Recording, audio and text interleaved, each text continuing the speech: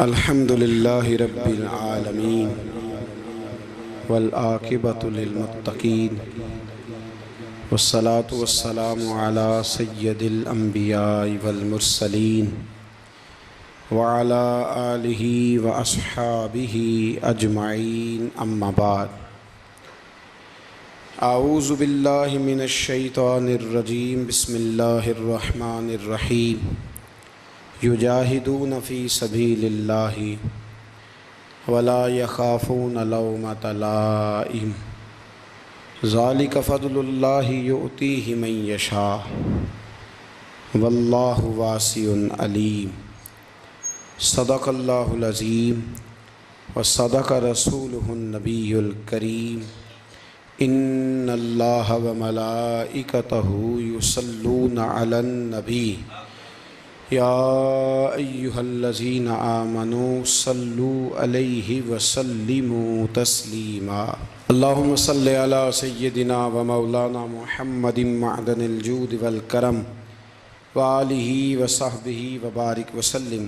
تمام تعریفیں حمد و ثنا اللہ تعالی جل مجدہ الکریم کے لیے، اور ہر قسم کے درود و سلام نبی اکرم نور مجسم شفیع معظم احمد مجتبی جناب حضرت محمد مصطفیٰ صلی اللہ تعالی علیہ وسلم کی ذات والا صفات کے لیے حمد و صلات کے بعد، عزیز دوستو، بزرگ اور بھائیوں، قرآن مجید میں اللہ کریم نے اپنے بندوں کی تعریف بیان کی ہے اور فرمایا یجاہدون فی سبیل اللہ، وہ اللہ کے راستے میں جہاد کرتے ہیں، ولا یخافون لومۃ لائم،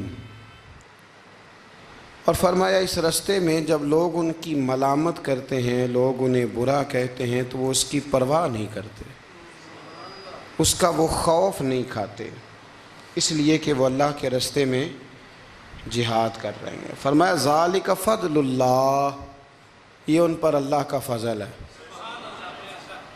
وہ کسی ملامت کرنے والے کی ملامت کی پرواہ نہیں کرتے، خوف نہیں کھاتے، تو یہ ان پر اللہ کا فضل ہے۔ یؤتیہ من یشاء، اور یہ فضل اللہ جسے چاہتا ہے عطا کرتا ہے۔ واللہ واسع علیم، اللہ وسعت والا بھی ہے اور علم والا بھی۔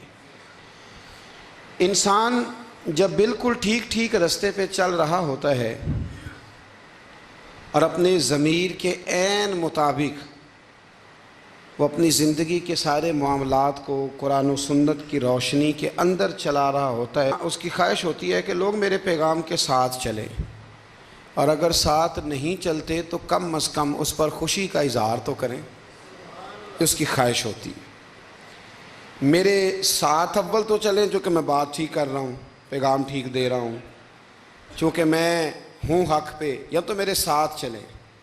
اگر اتنا نہیں ہو سکتا تو کم از کم شاباشی والا لفظ تو استعمال کریں، خیر والا معاملہ تو کریں۔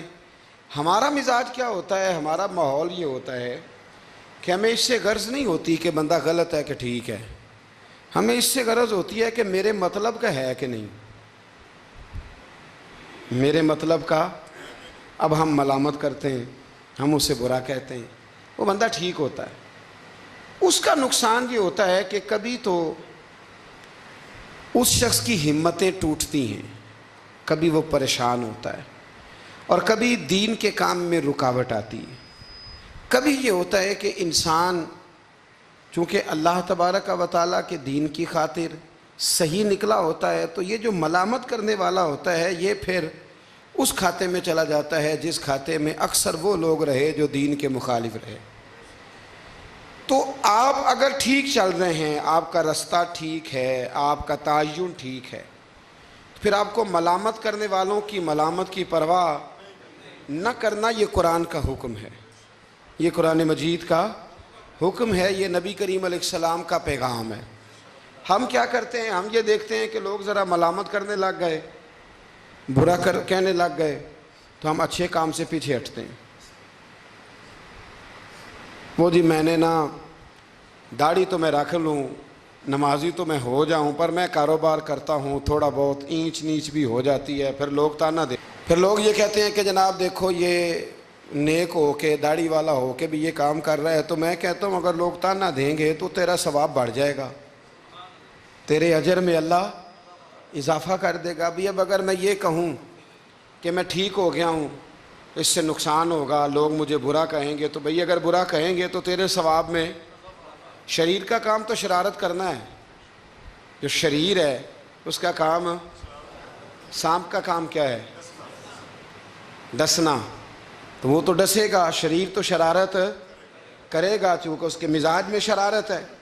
آپ کو کیا کرنا ہے؟ آپ کو دیکھنا یہ ہے کہ آپ کا راستہ ٹھیک ہے، آپ حق پہ ہیں، پھر آپ کو شریر کی پرواہ نہیں کرنی، ڈسنے والے کی پرواہ نہیں کرنی، رب رسول کی رضا کی طرف دیکھنا ہے، پھر اللہ اور اس کے رسول کی رضا کی طرف دیکھنا ہے، آگے بڑھنا ہے، جد و جہد کرنی ہے، کام کو جاری رکھنا ہے۔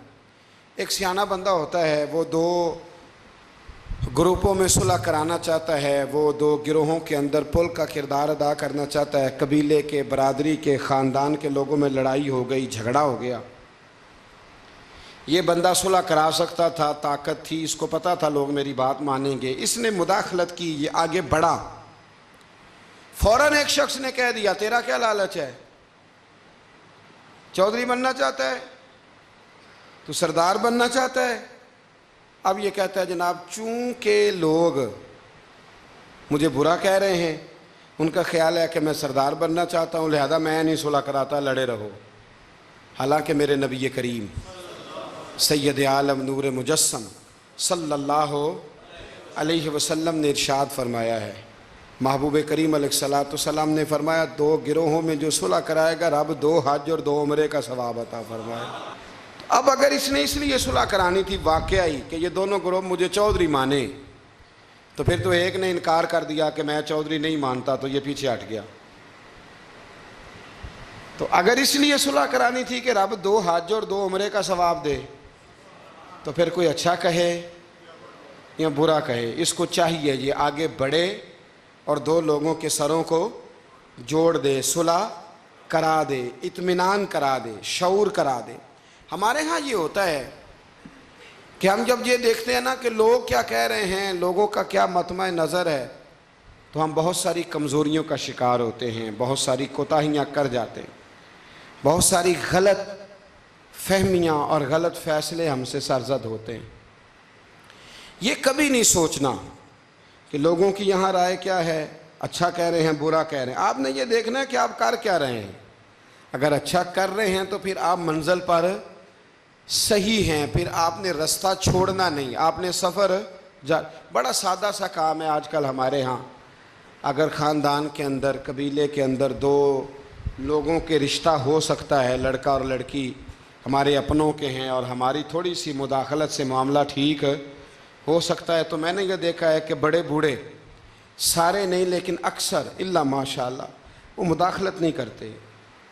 ان کی تھوڑی سی کوشش تھے، خاندانوں میں جو تھوڑی تھوڑی باتیں ہیں وہ دور ہو کے رشتے ہو سکتے ہیں، وہ کوشش کیوں نہیں کرتے؟ میں نے یہ کہتے ہوئے لوگوں کو سنا ہے کہ بعد میں جو شکایتیں آئیں گی وہ کون پوری کرے گا؟ آپ کے بہو اور بیٹے کی جو شکایتیں ہیں وہ کون پوری کر رہا ہے؟ آپ کر رہے ہیں نا؟ اگر آپ یہ دیکھیں یہ کام کتنا اچھا ہے کہ آپ نے 2 گھروں کو ملا دیا۔ نبی کریم علیہ السلام نے حضرت ربیہ بن کعب کا نکاح بھی کرایا ہے، حضرت اسامہ بن زید کا بھی حضور نے رشتہ کرایا ہے۔ نبی پاک علیہ السلام ان کاموں پر توجہ دیتے کہ جہاں میرے آگے بڑھنے سے کہیں غلاموں کے بھلے ہو سکتے ہیں تو حضور آگے بڑھتے، وہ بھلا کرتے۔ ہمارا کردار کمزور ہو جاتا ہے، ہم کہتے ہیں جی وہ شکایتیں، وہ جو علماء آئیں گے تو وہ کس نے لینے ہیں؟ تو ایک بزرگ سے میں نے محبت کے ساتھ کہہ دیا تھا، میں نے کہا آپ کی کتنی زندگی ہے؟ 60-70 کے تو آپ ہو ہی گئے۔ آپ اپنی زندگی سیف کر رہے ہیں اگلے والی کہ مجھے کوئی شکایت نہ دے، ملامت نہ کرے، لیکن 2 خاندان جوڑ رہے ہیں، اس سے آپ کنارہ کر رہے ہیں۔ آپ 10 سال اور زندہ رہ لیں گے، 15 زندہ رہ لیں گے، آپ اپنے ان 15 سالوں کو تو محفوظ کر رہے ہیں، لیکن جو اتنا بڑا خیر کا کام تھا، اچھائی کا کام تھا، بھلائی کا کام تھا، اس کام سے آپ رک رہے ہیں۔ اسی طرح 2 آدمی لڑائی کر رہے ہیں، جھگڑا کر رہے ہیں، ایک بدتمیز ہے، شرارتی ہے، ظلم کر رہا ہے، زیادتی کر رہا ہے، تکلیف دے رہا ہے، ہمیں پتہ یہ بندہ غلط ہے، ہمیں اس کے خلاف احتجاج کرنا چاہیے، ہمیں اسے روکنا چاہیے، یہاں ہمیں کوشش کرنی چاہیے، لیکن ہم کہتے ہیں کہ میرا بھی نام آ جائے گا، تو وہ اس کے بارے میں لگا ہوا ہے نا. تو بھائی یہ یاد رکھیں، مکافات عمل ہے. اگر شر کو روکا نہیں جاتا تو شر پھیل جایا کرتا ہے. اس لیے میرے نبی کریم صلی اللہ تعالیٰ علیہ وسلم نے فرمایا اپنے بھائی کی مدد کرو، وہ ظالم ہو تب بھی مدد کرو، مظلوم ہو تب بھی مدد کرو. تو صحابہ نے عرض کی یا رسول اللہ مظلوم کی مدد تو سمجھ میں آتی ہے، تو ظالم کی کیسے مدد کریں؟ اگر بھائی ظالم ہو تو پھر بھی مدد کرو، تو مظلوم کی مدد تو سمجھ میں آئی، تو یہ جو ظالم بھائی ہے اس کی کیسے مدد کریں؟ تو حضور نے فرمایا اسے ظلم کرنے سے روک دو. یہ بھی تمہارے لیے اس کی مدد ہوگی کہ تم نے اسے بہت بڑے ظلم اور زیادتی سے روک دیا ہے. اسے سمجھاؤ کہ یہاں تم غلط ہو، یہاں تمہارے اندر کوتاہیاں پائی جاتی ہیں، تو اسے منع کر دو. یہ بھی تمہاری مدد ہے. ہم کیا کہتے ہیں؟ ہم کہتے ہیں کہ مینوں کی لگے، میرا بھی ذکر آئے گا، میرا بھی. تو بھی ایسا نہیں ہوتا. شر کو روکنا ہے، برائی کو روکنا ہے. پھر اس رستے میں اگر کوئی شخص ملامت کرتا ہے تو اس ملامت کی پرواہ نہیں کرنی. یہ قرآن مجید کا حکم ہے.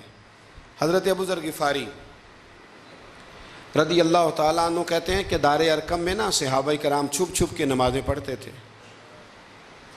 اور یہ بھی آپ یاد رکھ لیں کہ جب تک نبی پاک صلی اللہ علیہ وسلم نے اعلان نبوت نہیں کیا تھا تو حضور سارے مکے والوں کی آنکھوں کے تارے تھے، سارے صادق اور امین کہتے تھے. اور جب حضور نے کہا قولوا لا الہ الا اللہ، کہو کہ اللہ کے علاوہ کوئی معبود، اب کیا ہوا ہے؟ اب دو مسئلے ہوئے. ایک تو کچھ لوگوں کے مفادات کو ٹھیس پہنچی، اب انہیں ظلم چھوڑنے پڑیں گے. دین پہ آئیں گے تو ایک ہی صف میں کھڑے ہو گئے محمود و ایاز، نہ کوئی بندہ رہا نہ کوئی بندہ نواز. تو سب کو ایک ہونا پڑے گا، ایک صف میں آنا پڑے گا، ایک جگہ قائم رہنا پڑے گا. اب لوگوں کے مفادات کو ٹھیس پہنچتی تھی. وہ جو ظلم کرتے تھے، غلاموں کو بیچتے خریدتے تھے، ان پر زیادتیاں کرتے تھے، بچیاں دفن کرتے تھے، قبضے کرتے تھے، غریب کا مال لوٹ لیتے تھے. اب یہ سارے مفادات صرف انہیں بت نہیں چھوڑنے پڑتے تھے، انہیں اپنے سارے جرم چھوڑنے پڑتے. وہ کیا کرتے تھے؟ اس حوالے سے کہ اب ہمیں بڑا کچھ چھوڑنا پڑے گا، وہ واپس آ جاتے تھے، بیک ہو جاتے تھے. بہت سارے کام ایسے تھے جن میں وہ کمزوری کا شکار ہوتے تھے. وہ محسوس کرتے تھے کہ ہمارے لیے مشکلات بڑھتی چلی جا رہی، تو پھر وہ مخالفت کرتے تھے. پھر بات ذرا آگے بڑھی. میرے نبی رحمت نور مجسم شفیع معظم صلی اللہ تعالیٰ علیہ وسلم کی انہوں نے معاذ اللہ مخالفت شروع کر دی. کلمہ یہ نہیں دیکھا کہ ہمیں حق بات کہی جا رہی ہے تو حق بات پہ عمل کریں، بلکہ حضور کی ایک گروپ یہ تھا. اور دوسرا گروہ وہ تھا حضرت ابو سفیان رضی اللہ تعالیٰ عنہ مسلمان ہوئے تو وہ بیان کرتے ہیں کہ اس زمانے میں نا اخنس بن شریک نے کہا تھا ابو جہل سے کہ یار ساری زندگی امین صادق اور امین کہتے رہے ہیں، آج ان کی کن پٹیوں پہ سفید بال آئے ہیں اور انہوں نے اعلان نبوت کیا تو ہم کیوں نہیں مانتے؟ تو ابو جہل کہنے لگا یار باتیں وہ ٹھیک کرتے ہیں، کام ان کا ٹھیک ہے، لیکن مسئلہ یہ ہے کہ اگر ہم ان کا کلمہ پڑھ گئے تو پھر چودراہٹ تو اس خاندان میں چلی گئی. چودراہٹ کی بنیاد پر حق بات کی مخالفت، کہ چودراہٹ ادھر چلی گئی ہے، بڑائی ادھر چلی گئی ہے، تو حق بات کی مخالفت اس بنیاد پر لوگوں نے شروع کر دی.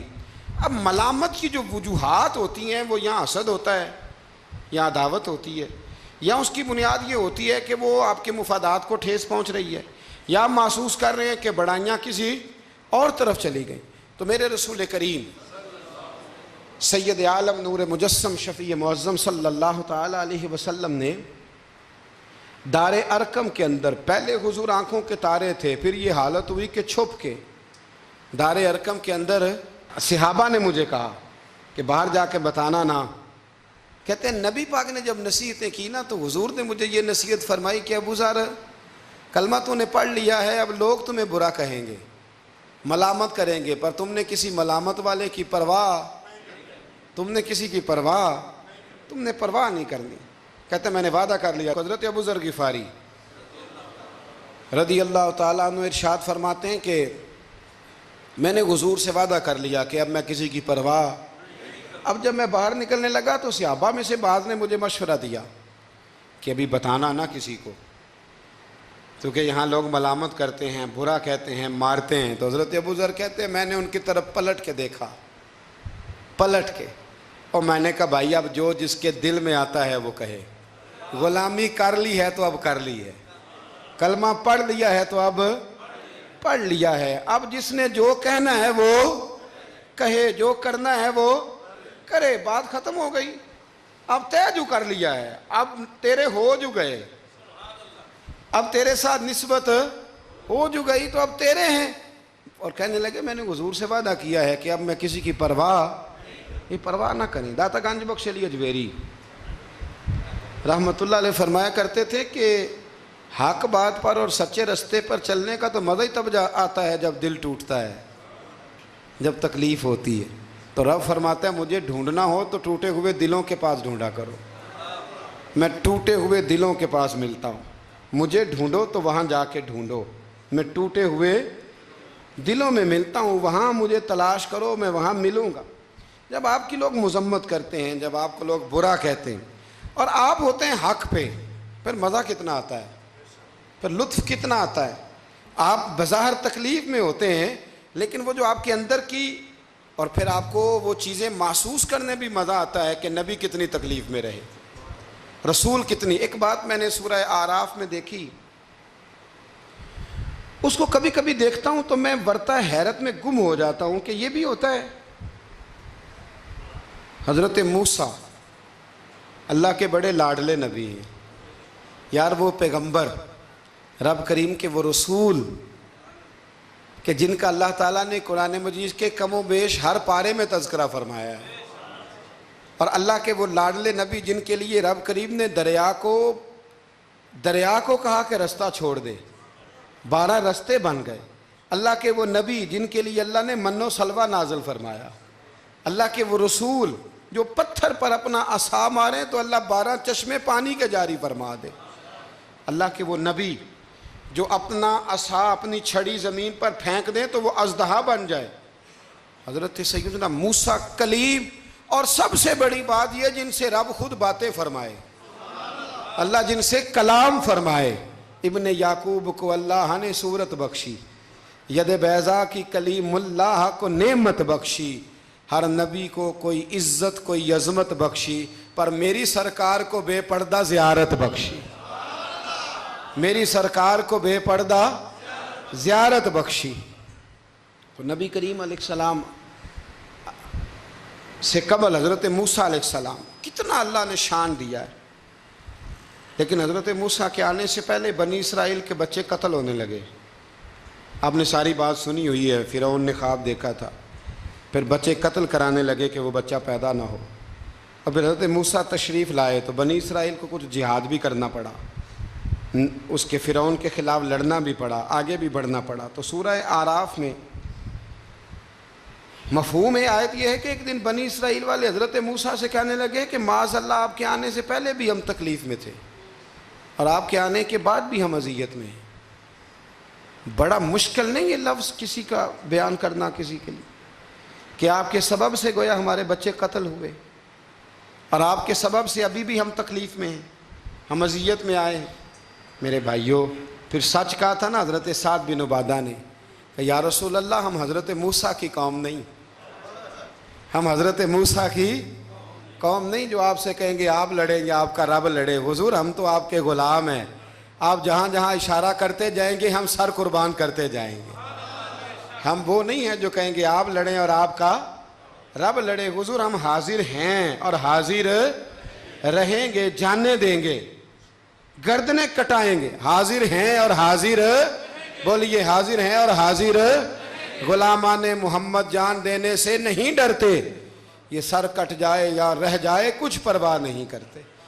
تو رسول کریم صلی اللہ تعالی علیہ وآلہ وسلم سے قبل آپ دیکھیے حضرت موسیٰ کے لیے اتنی بڑی بات کر دی جناب موسیٰ کی قوم کہ حضرت موسیٰ پھر بھی دین حق کی بات کرنے سے پیچھے ہٹے۔ یہ اللہ کے بندوں کا طریقہ رہا ہے کہ وہ ملامت کی پرواہ، کس صوفی کو برا نہیں کہا گیا۔ آپ صوفیاء کے حالات پڑھ کے دیکھ لیں، ان پر فتوے ہیں، کسی پر کوئی ہے اور کسی پر کوئی ہے۔ آپ علماء، سب علماء کو نکال کے دیکھ لیں، کسی پر لوگوں نے کوئی چارج شیٹ لگا دی ہے، کسی پر کوئی فتویٰ دے دیا ہے، کسی پر کوئی بات کر دی۔ لوگ، مخلوق تو فنکار ہے اس درجہ کے پل بھر میں، سنگے در کعبہ سے بھی اصنام تراشے، تم کون ہو کیا چیز ہے داغ کبابی۔ لوگوں نے تو مریم پہ بھی الزام تراشے۔ لوگ کیا کرتے ہیں؟ لوگ مشائخ پر الزام لگاتے ہیں، برے الزامات معاذ اللہ۔ اعلیٰ حضرت فاضل بریلوی نے بعض لوگوں پر فتوے دیے تھے۔ یہ بڑا مشکل کام ہوتا ہے، لوگوں کی اصلاح کی بات کرنا۔ اعلیٰ حضرت نے 4 بڑے لوگ تھے جن کو لوگ بڑا جانتے تھے، ان کی غلطیوں پر انہیں تنبیہ کی اور کہا کہ اگر آپ رجوع کر لیں، توبہ کر لیں تو آپ کے لیے دروازہ بھی کھلا ہے۔ لیکن سب زور لوگوں نے اس بات پہ لگا دیا کہ وہ شدت پسند تھے، ملامت کی، ان کے خلاف کتابیں لکھی، جانے کیا کیا کہا۔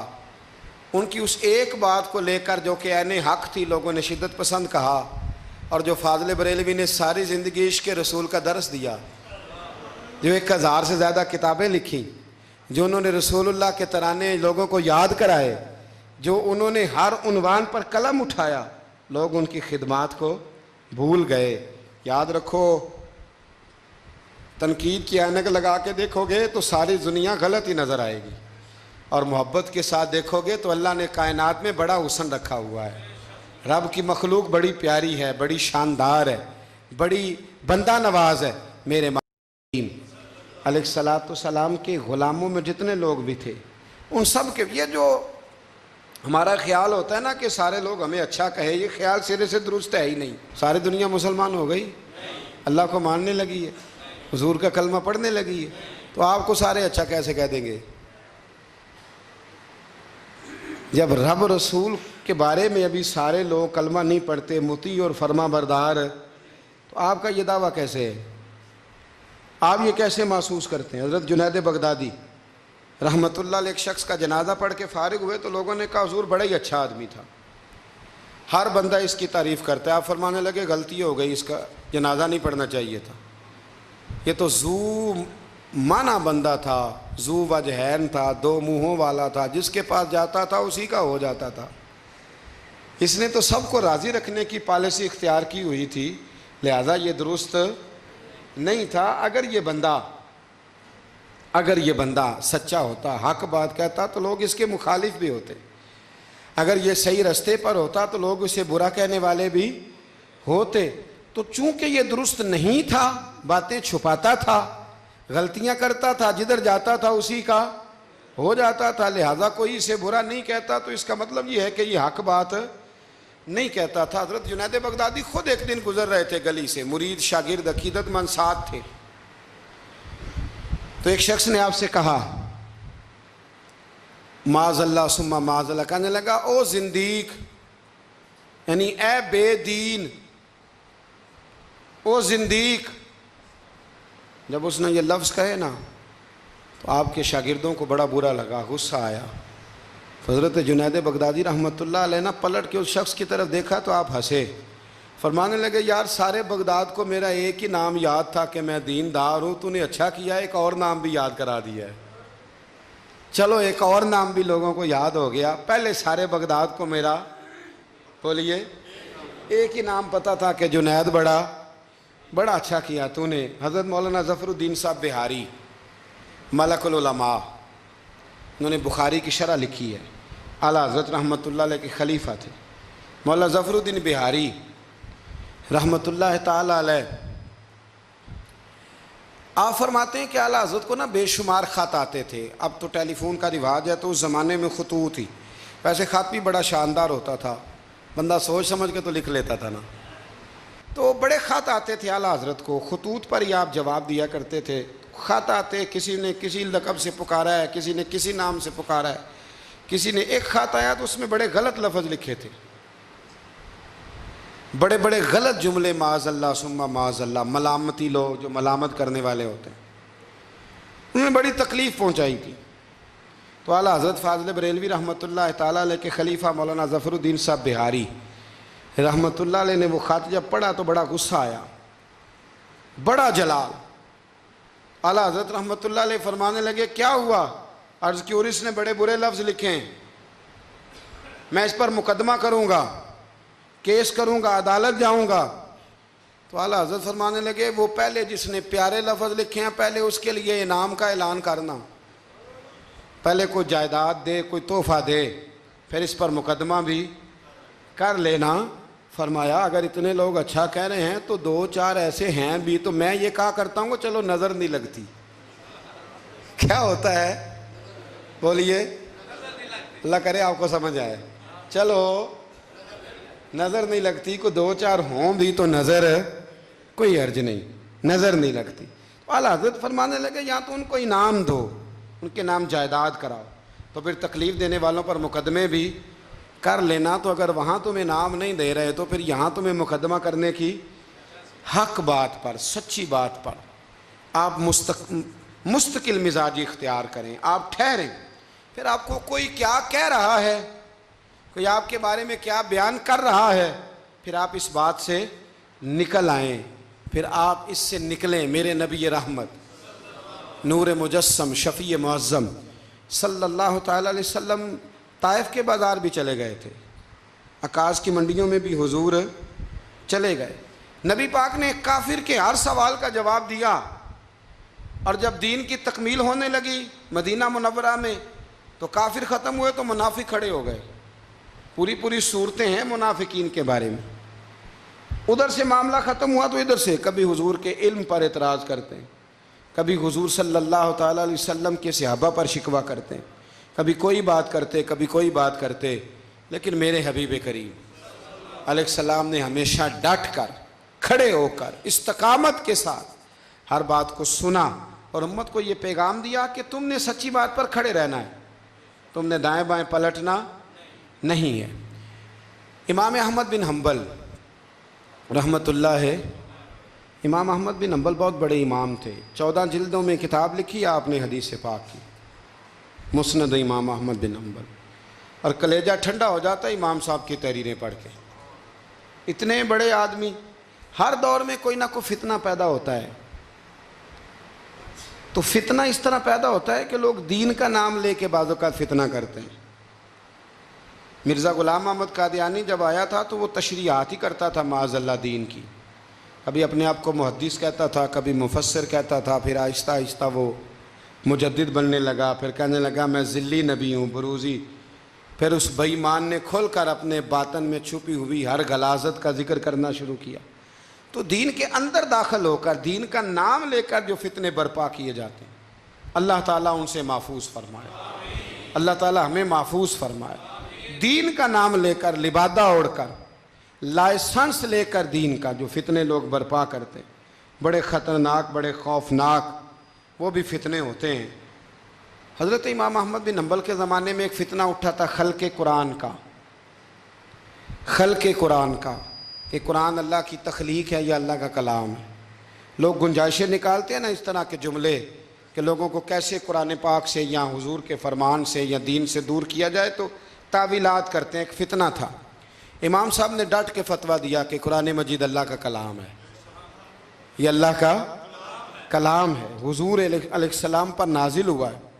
امام صاحب نے اعلان کیا، ڈٹے، تو بادشاہ وقت نے آپ کو قید کر دیا، پولیس بھیجی، امام صاحب کو پکڑ کے لے گئی۔ جیل میں جانا کو برا نہیں، سارے جیل میں قیدی برے نہیں ہوتے، جیل میں تو حضرت یوسف بھی رہے ہیں، حضرت یوسف علیہ السلام بھی جیل میں، سارے لوگ جرم کر کے نہیں آئے ہوتے، کچھ عدل کر کے بھی جیل میں آئے ہوتے ہیں۔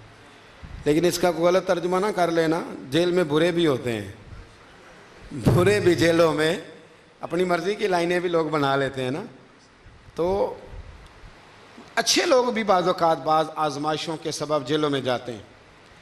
امام احمد بن حنبل کو جب گرفتار کر کے لے گئے نا، تو امام صاحب کچھ دن جیل میں رہے، جب واپس تشریف لائے امام احمد بن حنبل رحمۃ اللہ علیہ، جب آپ واپس تشریف لائے تو آپ کے صاحبزادے کہتے ہیں کہ ابو الحسن نام کا ایک چور تھا، ابو الحسن نام کا، پکا چور تھا، پکے چوروں کا بھی سب کو پتہ ہوتا ہے نا، سارا بغداد جانتا تھا کہ پکا چور ہے، لیکن امام صاحب کچھ مہینے جیل میں رہ کے واپس آئے تو ہر نماز کے بعد اس چور کے لیے دعا کرتے، کہتے اللہ ابو الحسن پہ رحم فرما، اللہ اس پر، حد ہو گئی حضرت، چور سے ملاقات، اب آپ جیل جائیں گے تو ایسے لوگوں سے ملاقاتیں تو ہوں گی نا، قاتلوں سے بھی، چوروں سے بھی، دہشت گردوں سے بھی، تخریب کاروں سے بھی۔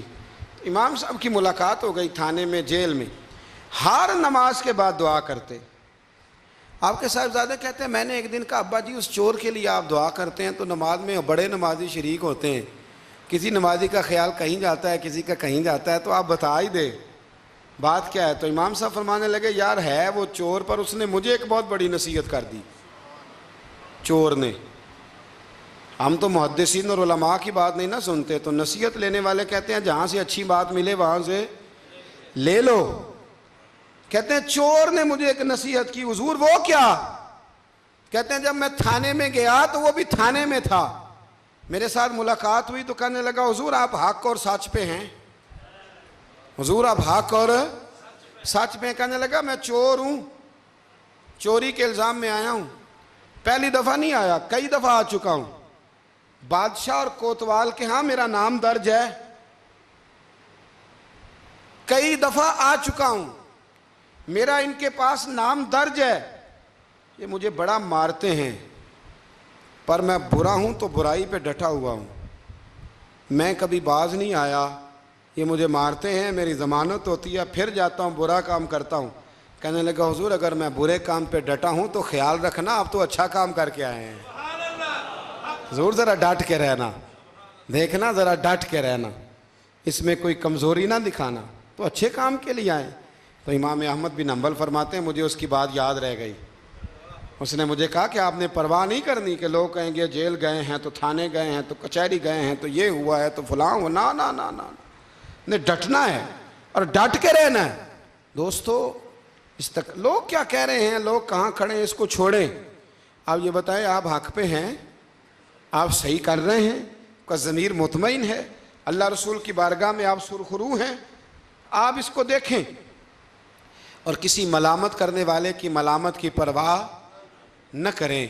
یہ آج کا پیغام ہے۔ ہمارے بزرگوں کا طریقہ یہ تھا کہ وہ ڈٹتے تھے، وہ بات کرتے تھے، کھری بات کرتے تھے، سچی بات کرتے تھے، عوامی رائے کی پرواہ نہیں کرتے تھے۔